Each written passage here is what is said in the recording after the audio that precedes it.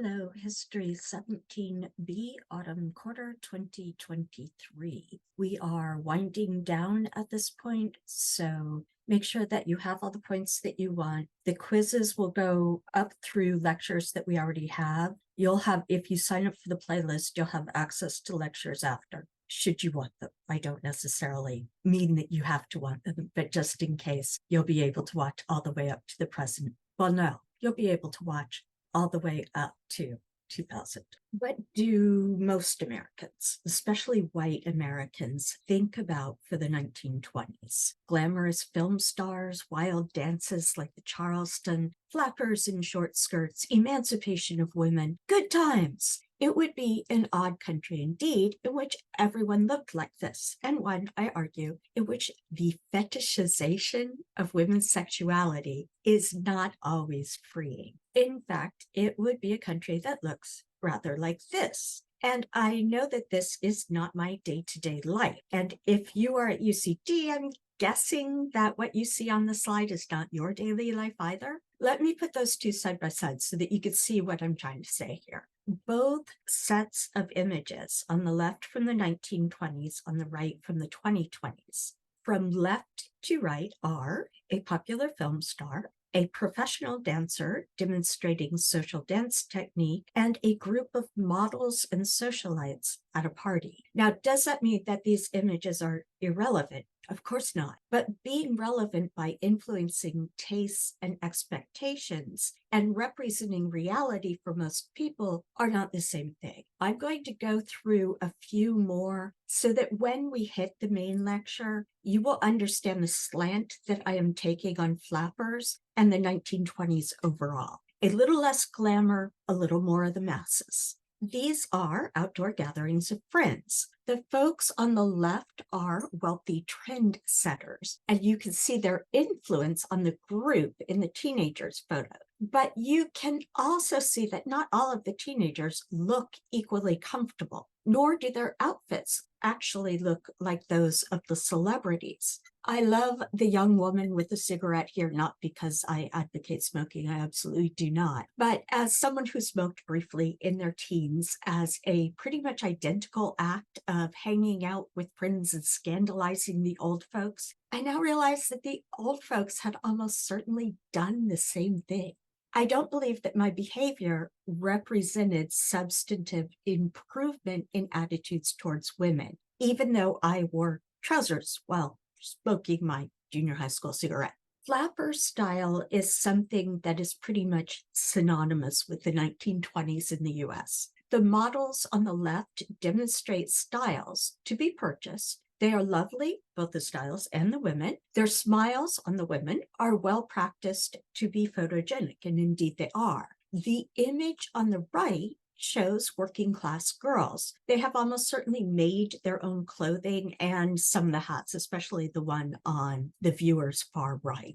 This is the thing about working in the needle trades. You can make high-end looking clothing yourself. The group on the right do look glamorous, and they do look like they are enjoying themselves, probably more than the models look like they're actually enjoying themselves. On the right, they are a group of young women who have the freedom to go out without a chaperone, and this is a big deal. They are also in a group because a woman wearing clothes for clubbing and walking alone was in danger of violence from men. On the left, we have a still from a film that the young people on the right, in the image on the right, might very well have seen, because going to the pictures was something that young couples could do. They could also go to dance halls, where most of them did show their ankles, but in a more matter-of-fact way than the flapper aesthetic would suggest. And you can see the three couples there.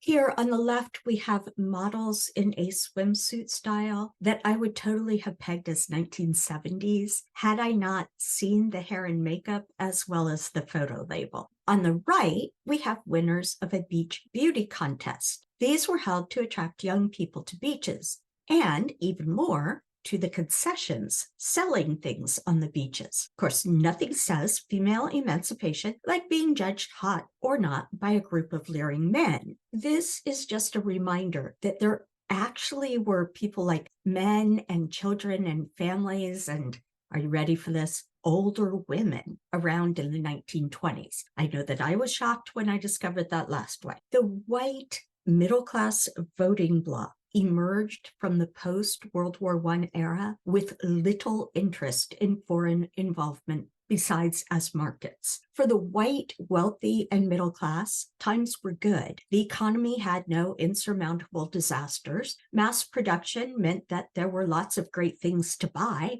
Automobiles were affordable, and health across classes actually improved with prohibition. On the other hand, anti-immigration sentiment and legislation reached a high point.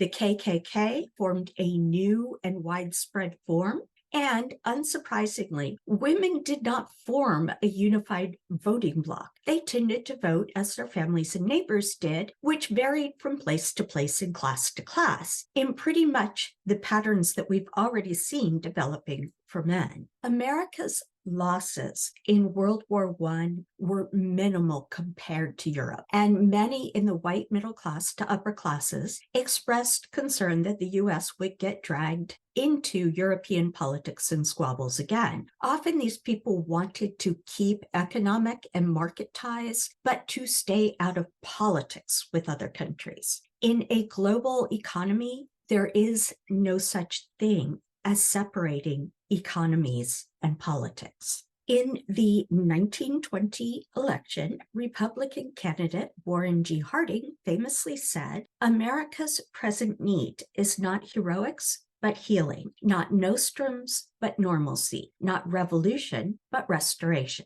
A nostrum, incidentally, means a medicine that is basically made by a quack or a con artist. Here, the meaning has been applied to pet social and political causes that would divide the nation. You could see that Harding won by a fair margin. His Democratic competitor didn't even manage to pull the entire Solid South, an unheard of thing.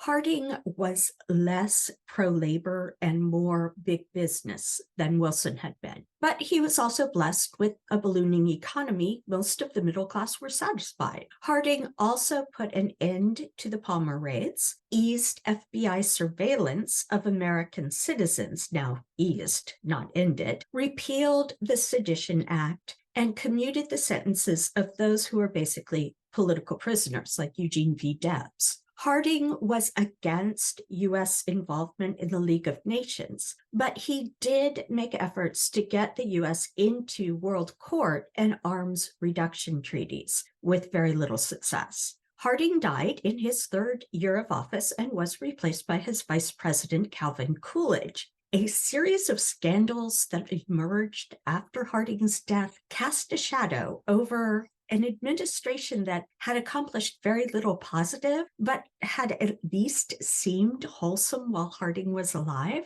Basically, Harding was very gullible and appointed folks he knew to his cabinet, just trusting them. They lined their pockets with illegal financial dealings and favors to companies like oil. Harding himself was rumored to be a heavy drinker. Remember, it's during Prohibition for the rest of the country. And he fathered at least one child in an extramarital affair. Harding is generally remembered only for his return to normalcy campaign line and the corruption of his presidential cabinet. The cartoon above was published in 1924, so it's commenting on that. And you can see, especially this one here, it says, "American institutions, cabinet members, lawyers, etc., bought, sold, and quoted." And then this one says mill and remnant sale, a whole lot of junk. Basically, is talking about the fact that the government could be bought. That one actually says welcome ghouls. Post-war, this would be post-World War I, the U.S. also went entirely into anti-immigration mode, the white Protestant U.S. The Red Scare, labor unrest, and fears that refugees from all over the globe would come to the U.S. in the wake of war devastation stoked fears in white Americans that intensified with a post-war economic slump. In 1921, Congress passed the Emergency Quota Act. This set a quota of 300,000 57,000 immigrants per year total to the US, and limited numbers of each nationality to 3% of the number of that nationality in the census of 1910. So basically, you can see here, all these Europeans after the World War I, their country is devastated. They want to come into the US, and this funnel is only letting 3% through up to the maximum. Deciding that did not place a serious enough limit on immigration, especially immigration from certain places. In 1924, Congress passed the 1924 Immigration Act. It cut the total quota by more than half to 164,447 and limited numbers of each nationality to 2% of the 1890 census. In other words, before larger numbers from Southern and Eastern Europe had begun to arrive. After 1 July 1927, according to the Act, the quota would drop to 150,000 total to be divided between countries in proportion to the population of that nationality in the census of 1920.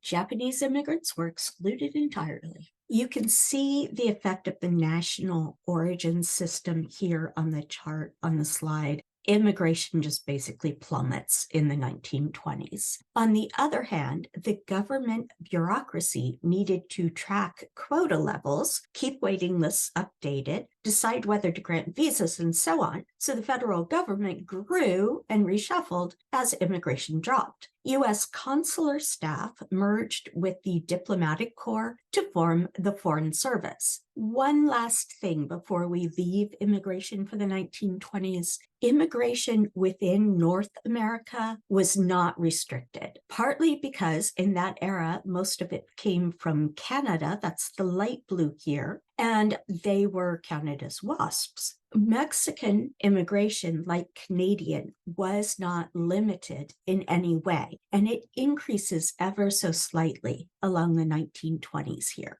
Mexicans left Mexico mainly because of political unrest of Mexico's prolonged civil war. Now, an open border does not mean equal treatment once you've arrived in the United States. Mexican immigrants went where there was work.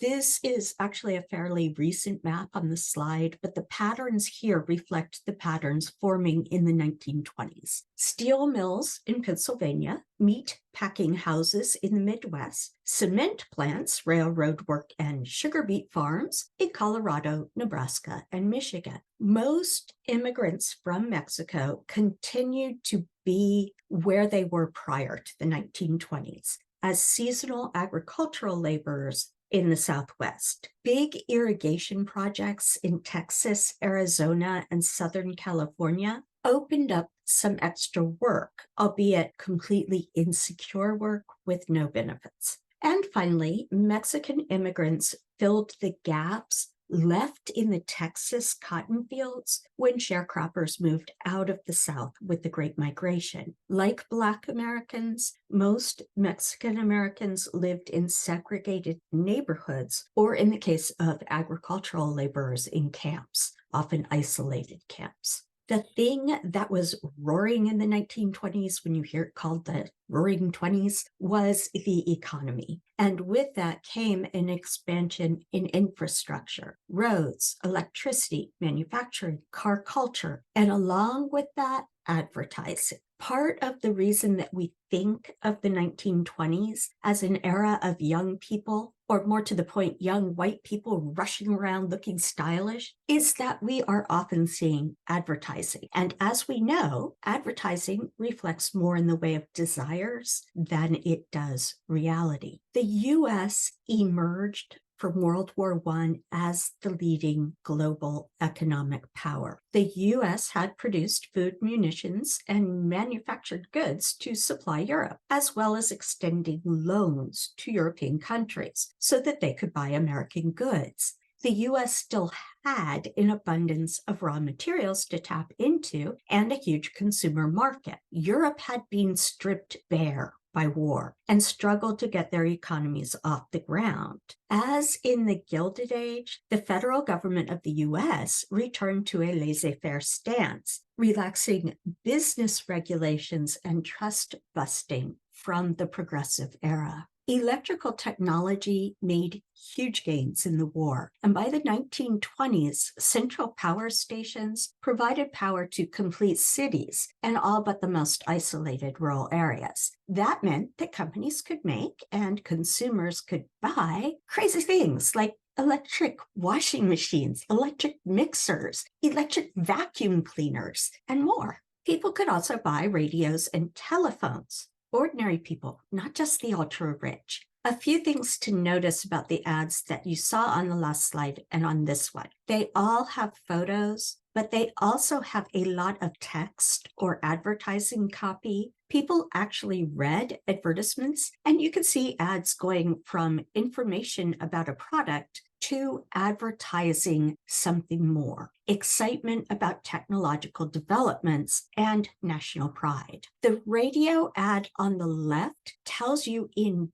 big print that you can power the radio with your home electricity, and you can do it by using the miracle of a switch. Next is overtly an ad for the radio program. I love the text. Here comes a real treat. You mustn't miss this. You may also notice that since the show is sponsored by Standard Oil, this is also an advertisement for Standard Oil. American Telephone and Telegraph, or AT&T, is doing a national service, apparently. If I've enlarged part of the text here, and it says, the United States is developing a new civilization. Note that word there, civilization. The telephone is an indispensable element in it. The Bell system is building ahead of the growth of this civilization. So basically, Bell Telephone, AT&T is bringing you not only the future, but is civilizing the world. And the telephone on the right is still magic, sort of like the switch. It says the Bell telephone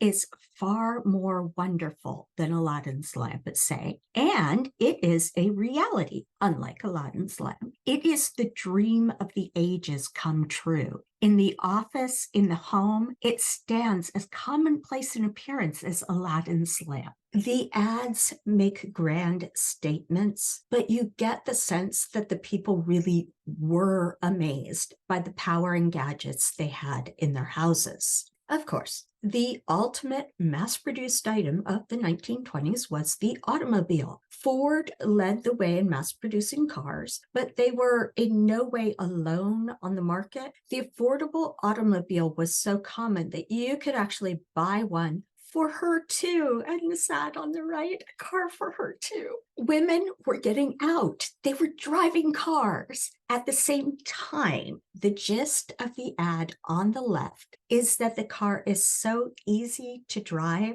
that even a woman can do it. Beware of seeing that women use the technological advances that are all around them as a sign of rising status for women as a group. But women were assumed to make great consumers because they were assumed to have less control over their desires than men. Also, you'll notice that the text in ads like these is starting to shrink, and the pretty young women are used to get attention, especially for the ad on the right. The ad is not geared so much toward her as it is to men who would put her in the same category as the car as a desirable accessory. Government investment in infrastructure made the affordable automobile even more attractive. In 1921 and 1925, Congress increased funding for road improvement, including things like paving, and created the numbered national highway system with the shield sign. You can see that here. Most famous of all, Route 66 that I've shown here, made new places accessible. People went to national parks for vacations, and cities like Los Angeles doubled in size. Farmers could transport goods in their own trucks, or at least hire a trucker to drive them. Either way, it was cheaper than the fixed rail railroad rates. Of course, cars like this needed gasoline, so the U.S. built hundreds of miles of pipeline. Street-side advertising along these highways as they opened lured drivers to buy not just gasoline, but food as they cruised through the towns that sprang up. The service station, as opposed to just gas station, became a thing. Inevitably, the car became a status symbol. And even though they were relatively cheap, they were still outside the means of many people, at least if they had to lay down the entire lump sum to pay for it at once. Banks had been making loans to wealthy clients and to farmers for decades. But with the 1920s, they started to experiment with loans to the working class. About half of states made laws setting limits on interest rates so that people with an income, even a low one, could actually pay off their loans and interest, unlike loan sharks and company stores where you could never actually pay it off. More banks started lending to the middle and lower classes, and soon retail loan businesses formed in their own right to make car loans, an expected part of buying a car. In fact, the car loan business with reasonable interest rates was massively profitable and meant that people would come back and pay loans later. Automobile makers began to issue loans or design installment plans for their customers to pay off their cars. Other businesses making items just out of financial reach to many customers below the upper class followed suit. Folks could now buy washing machines and furniture and radios without laying down what was to them a massive lump sum. This process transformed the idea of personal debt in larger American culture. Before the 1920s, personal debt had been a sign of failure and immorality. During the 1920s, it seemed like a normal fact of life and one that allowed the lower classes to have luxuries available only to the elite before. Sometimes you will hear this called democratization, like everyone was equal now. But of course, the elite just moved on to other exclusive class markers. So despite what you might hear, there was no real democratization of lifestyles, although there was an even greater expansion of uses for advertising. The image of freedom for women shown in these ads that we've just looked at influences our thoughts about the 1920s and sells to us now just as much as it did to folks then. If you think about the ads in the last two slides, the wife in the everyone has a car but us has to nag her husband about getting a car because as a married woman, she has no bank account or money of her own. In the next ad, the woman mulling over loans at the kitchen table may do the work of household finances. But once again, she will have to ask her husband to apply for any loan, as she would not be able to do so herself. I've given you a chapter from Bronsky's book in which he examines the consequences of marketing a hard gender binary, not just to women, but to everyone. Limited acceptable behavior. The policing of masculinity actually amped up, and homosexuality became a label for an individual who engaged in what before had been immoral acts, but not the defining characteristic of the individual. You may also have noticed that despite all the talk of a boyish aesthetic in 1920s fashion, marketing to men and women was just not the same. I will touch some on this in the coda. Advertisements presented a rebellious image for women. Even as they sold hardcore sexism, the rebellion for women was to buy something that your mother would hate, but young men would drool over. This was emancipation, and it started to drive a wedge quite effectively between generations, especially for women. I've given you Living Up to the Ads. This is one of your readings. You have a chapter from it because it has great material. but the author is a scholar of literature and not history. She tends to be long-winded and assume that her readers are familiar with 100 years of gender theorists. Things like, this demonstrates Foucault's theory of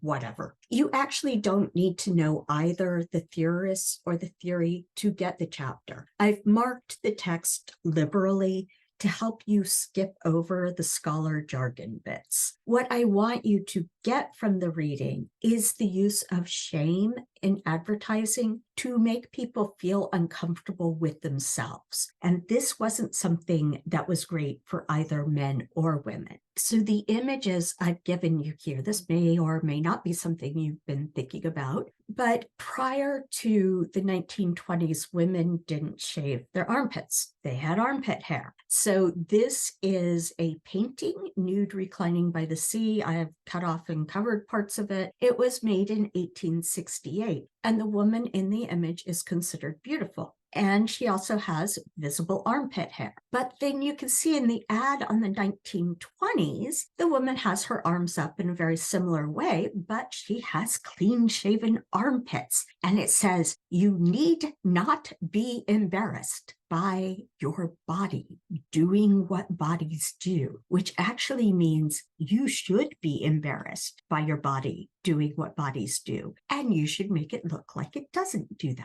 Immigration restriction, the relaxation of business regulation, and prohibition were part of a populism that joined some people across sectional, class, and partisan divisions. But absolutely unlike the Farmers Alliance type populists of the 19th century, who joined forces to try to secure fair dealing with government and industry, the populists of the 1920s were concerned about controlling culture for everyone. These populists were WASPs, or white Anglo-Saxon Protestants, and the leading symbol of their philosophy was the Second Ku Klux Klan. These folks backed both immigration restriction and prohibition, with the idea that it was foreigners designated by various insulting names, which I won't use here, who were the source of all social ills in the United States. Whether these WASPs explained their position with purity campaigns or eugenics, it came to the same thing. They were afraid that the white middle class would disappear in the face of anything different. And they could not quite get their heads around the idea that those other people were, in fact, just human beings and not scary, I don't know what. The Klan themselves had no problem unleashing violence and terror, such as we've seen in earlier lectures. We see this, the violence and terror, spreading well beyond the South in the 1920s. Anti-immigration cartoons and posters were all over the US, and I talked about the popularity of the film Birth of a Nation, which glorified the Klan, and that Woodrow Wilson basically gave it his okay by screening it in the White House. So you can see that this ad on the left, it's an election campaign, and it talks about the silent invasion, which would be immigration. And this one has the melting pot somewhere between a soup pot and a melting metal pot. It's a big old cauldron here. And what's pouring into it and pouring out of it, because there's not enough room, is Europe and Asia's teeming millions. And with The Birth of a Nation, this is actually a re-release with sound. Indeed, as horrifying as the Klan had been before, it was even worse in the 1920s because it became a mainstream political force. The Klan's brand of nativist conservatism appealed to white middle-class reformers, intellectuals, and elected officials, not all of them, but many who were not personally involved in the Klan. Henry Ford paid Black men equally with white in his auto factories, while advocating for a homogeneous white Protestant nation. Harvard University accepted a few Black men, while its professors gave the veneer of science, in quotes, to some of the most racist and supposedly objective scholarly paper. So the paper on the left is dated 1918, but Lowell would be the president of Harvard throughout the 1920s. It says, I long ago came to the conclusion that no democracy could be successful unless it was tolerably homogeneous, and that the presence of different races which did not intermingle was unfortunate, as indeed it has been the case of the Negro. That's the whole quote. The right-hand letter is from the NAACP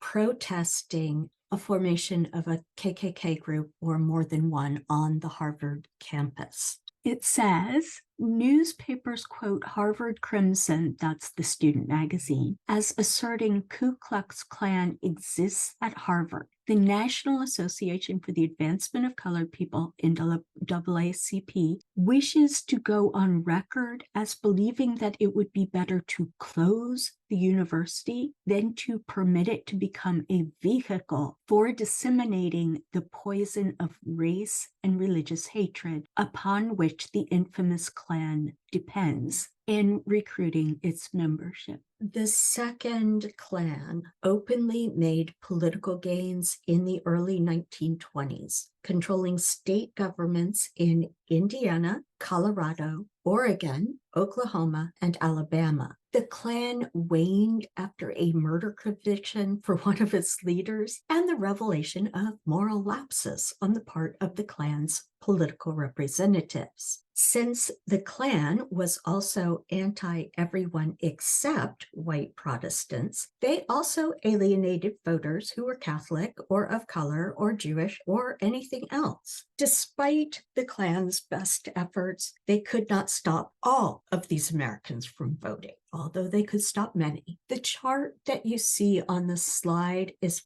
for Louisiana, but is similar for other states in the South. And you can see this is voting for Black people in the darker line and white people in the lighter line. And after Reconstruction, it rises up, then it plummets. And you see the poll tax here. For the 1920s, you'll see that there is a combination of the poll tax that we've seen earlier, in which you have to pay a restrictive amount to vote, and then this transition period into something called the white primary. In the Solid South, there was only the Democratic Party for all intents and purposes, and only white people were allowed to vote in Democratic primary elections. Black Americans met with more success voting in northern states. We've looked at the first Great Migration and the beginnings of jazz music in the last lecture, and we've seen the Red Summer of 1919. While Black people experienced incredible violence, there was so much more to their lives. As we saw in last lecture,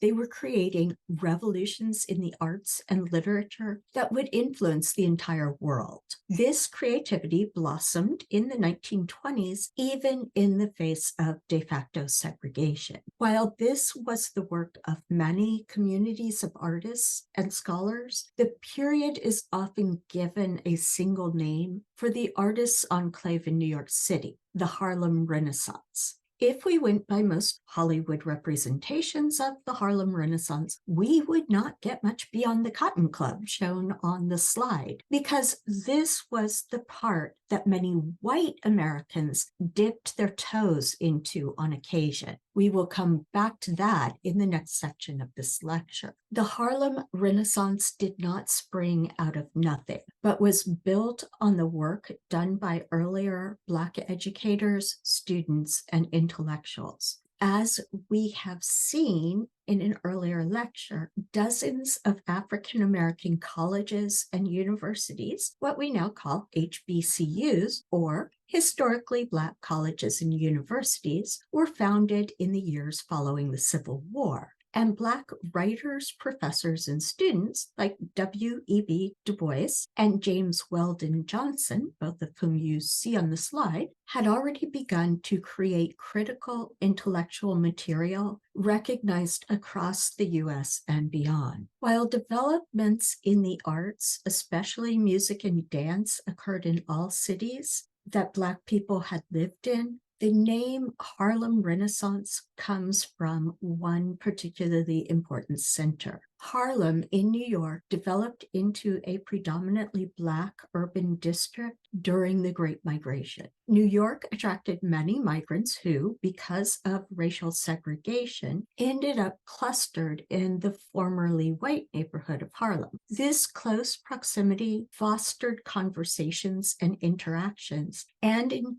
turn, drew more and more Black creatives to Harlem. In the words of writer, philosopher, and central figure in the Harlem Renaissance, Elaine Locke, Harlem brought to it, quote, the African, the West Indian, the Negro American, the Negro of the North and the Negro of the South, the man from the city and the man from the town and village, the peasant, the student, the businessman, the professional man, artist, poet, musician, adventurer, and worker, preacher, and criminal, exploiter, and social outcast. Locke was a scholar of the highest order and attended Harvard, Oxford, and the University of Berlin. The only thing I would add to his words is that Harlem did not only attract men. Prominent among the women and a scholar like Locke was Zora Neale Hurston. Hurston, an anthropologist and folklorist, studied at Columbia University. She performed music based on her folkloric research and made recordings along with her notes and manuscripts. Hurston also used the music and stories that she collected to inform her critically acclaimed literature and plays, including Mules and Men, a collection of Black American folklore, and the novel Their Eyes Were Watching God, which often makes it into lists of books that white people want to ban. Poet, playwright, novelist, and innovator in jazz poetry, Langston Hughes was another leader in the literary dimension of the Harlem Renaissance. I've given you 2 Langston Hughes poems in the last lecture, and now I am going to give you another, this time called I Too. I too sing American. I am the darker brother they send me to eat in the kitchen when company comes. But I laugh and eat well and grow strong. Tomorrow I'll be at the table when company comes. Nobody'll dare say to me, eat in the kitchen then. Besides, they'll see how beautiful I am and be ashamed. I too am America. Harlem was also the home to innovative music and dance, and it was accepting of both the marginalized and the mainstream among people. White bourgeois visitors discovered what they considered to be exotic and primitive, read not sexually inhibited according to their standards, entertainment in clubs in Harlem. Because of the economic disparity, 95% of high-end Harlem nightclubs and speakeasies were owned by whites who pushed their Black entertainers to modify their work to white tastes. Anti-vice squads that raided white areas were far more tolerant in Harlem and especially likely to overlook vice in clubs owned by white Americans and catering to wealthy and middle-class white clients. Thus, both geographically and intellectually, Harlem nightlife was distant enough that white Americans didn't feel immediately threatened, but close enough that white audiences felt that they were experiencing entertainment that was forbidden closer to home. The term slumming originated with rich Londoners who visited the East End of London, sort of an analog of Harlem, but based on class. Tours for the elite were not uncommonly guided by police officers in their off time, journalists, and even some clergymen. In the 1880s, slumming became a pastime for wealthy British tourists who wanted to visit areas of New York City, such as the Bowery. In the 1920s, the term slumming was used by Americans and applied to areas like Harlem. Because clubs in Black areas of cities were less frequently raided than those in white areas, places like Harlem also drew to them both Black and white individuals who were not welcome elsewhere, at least not welcome without squelching parts of themselves. New York State in the 19th century had supported, that would be the 1800s, had supported a system of same-sex activities that did not fit what we might classify as homosexuality now. People were identified first by the gender they performed, not by whom they had intercourse with. Where intercourse did factor in, the issue was one of who penetrated whom. Thus, so-called fairies who performed an effeminate role were considered perverts. But men like sailors who hired sex workers, male or female, were categorized as just ordinary men.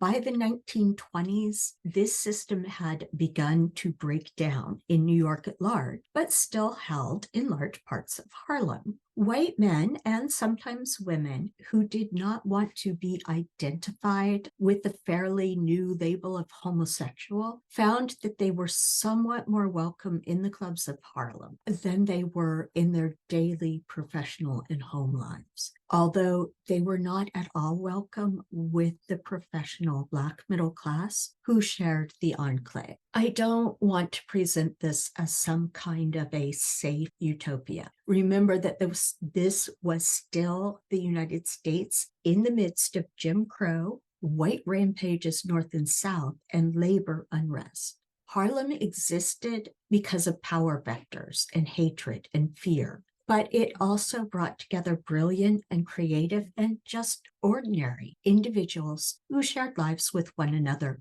despite being excluded elsewhere. I've given you a chapter from A.B. Krista Schwartz's Gay Voices of the Harlem Renaissance. If you want to learn more than I can fit in here in a 17B lecture, Schwartz is a good place to start. I've also given you a painting by Archibald Motley, an artist whom I happen to admire for his ability to reach most of your senses: touch, hearing, smell, almost taste. If you look at the background here with the cocktail, and he somehow manages to do all of that in a two-dimensional image. Key points for Lecture 17. While the 1920s did see American women vote and wear somewhat shorter skirts, it also saw the sexualization and fetishization of young women and the erasure of older women to an extent that we consider normal now because of the 1920s.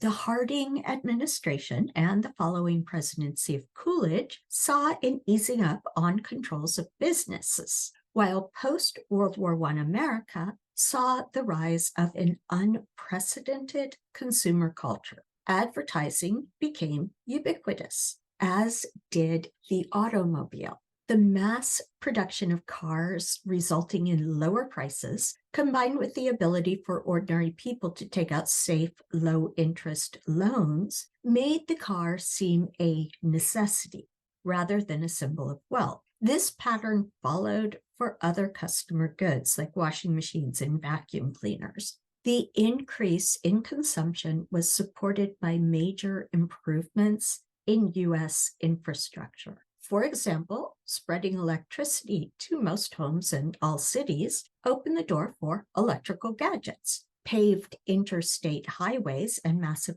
gas pipelines made car travel easier than ever. The 1920s also saw white Protestant Americans bond over rejecting everyone else. The second KKK of the 1920s opposed not only Black Americans, but also Catholic and Jewish Americans. The 1924 Immigration Act was the most restrictive so far. European immigrants were limited to 2% of their 1890 census numbers, and Asians were excluded entirely. The borders between the US and Canada, as well as the US and Mexico, were unrestricted.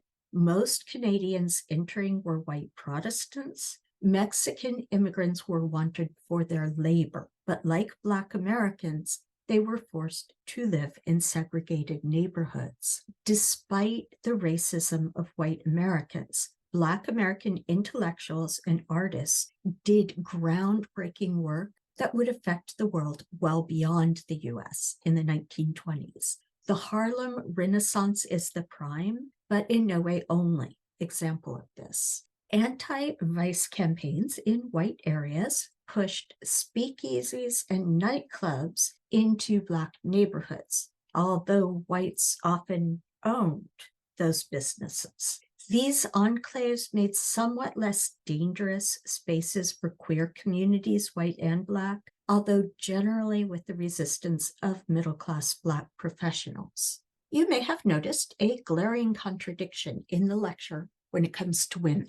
On the one hand, young women of the 1920s were hailed or decried as being forward, unabashed, and acting like men. On the other hand, women got a constant barrage of messages that they must appeal to men and that they were probably failing to do so.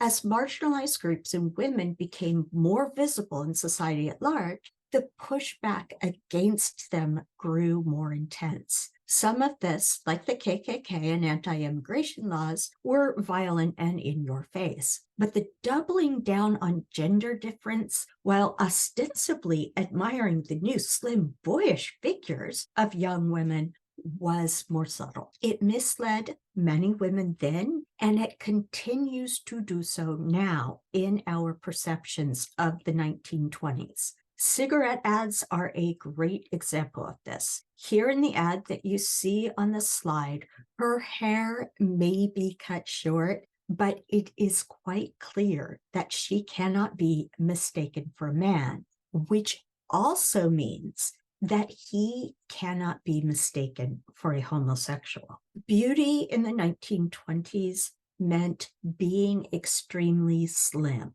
My grandmother used to bind her chest, and products claiming to help women lose weight were advertised everywhere. Celebrities appeared in advertisements for cigarettes, looking slim and glamorous. And you can see, okay, Miss America, and she is very slim there. Beautiful, thin stars in the movies looked glamorous, intriguing, mysterious, sophisticated, and most of all slim with their cigarettes. And you can see examples here on the slide. As it happens, smoking cigarettes really does help in weight loss for many people, and advertising campaigns took full advantage of that. So the 3 ads read, light a Lucky cigarettes, and you'll never miss sweets that make you fat.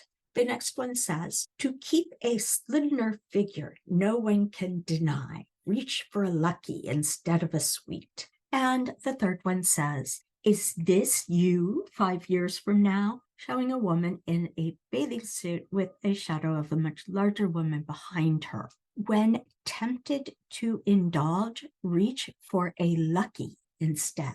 Incidentally, although it can work, smoking, to lose weight, I don't advise it. First of all, because you are probably fine the way you are, but also smoking also speeds up the loss in skin resilience and turns your teeth yellow. My big point here with this slide is, can you really be independent and self-determining when everyone is judging you, including yourself, by standards set by old white men in advertising far more than by young women alone? All of that said, I do think that this group of young women from the 1920s on the beach lighting cigarettes here look like they are having fun together, even if they don't look particularly film star sultry. Having fun is important, although we do hope that they all stopped smoking and died in the fullness of old age, because even ingenues, young